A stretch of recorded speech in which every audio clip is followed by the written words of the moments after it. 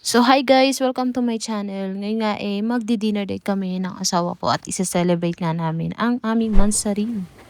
So dito nga pala sa India guys, di sila nagsa-celebrate ng relationship mansari. Dahil Pilipina tayo, isa-celebrate natin yan. Dito nga rin pala sa video na to guys, makikita nyo, meron kami pinuntahan isang shop ng asawa ko. Bali actually, dalawang shop tong pinuntahan namin.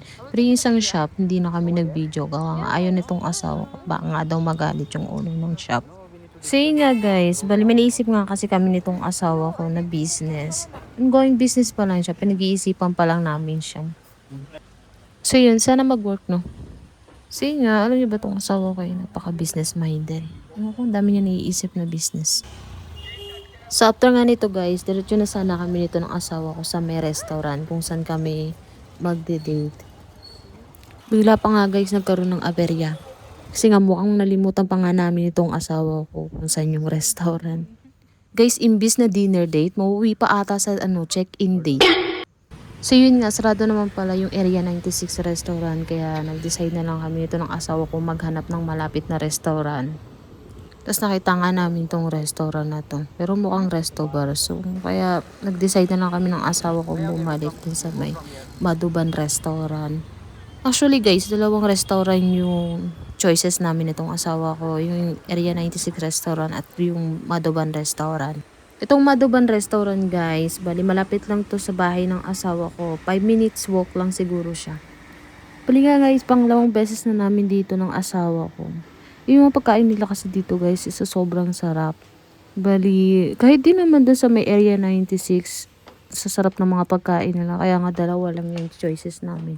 Area 96 or Madhuban restaurant. Yan lang kasi talaga yung pasok sa panglasa ko.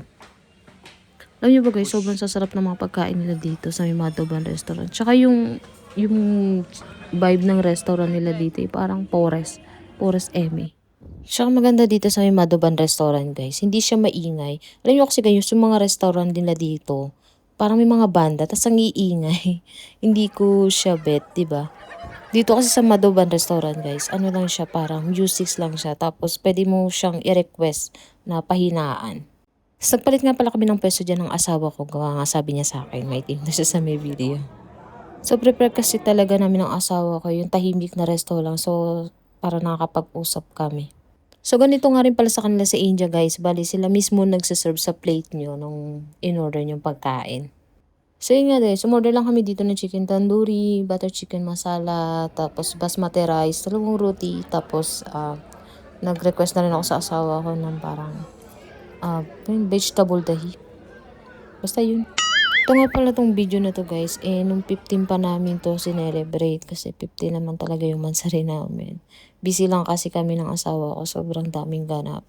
After nga namin kumain dyan guys ang asawa ko, meron sila dito guys na parang sineserve na hot water na may lemon.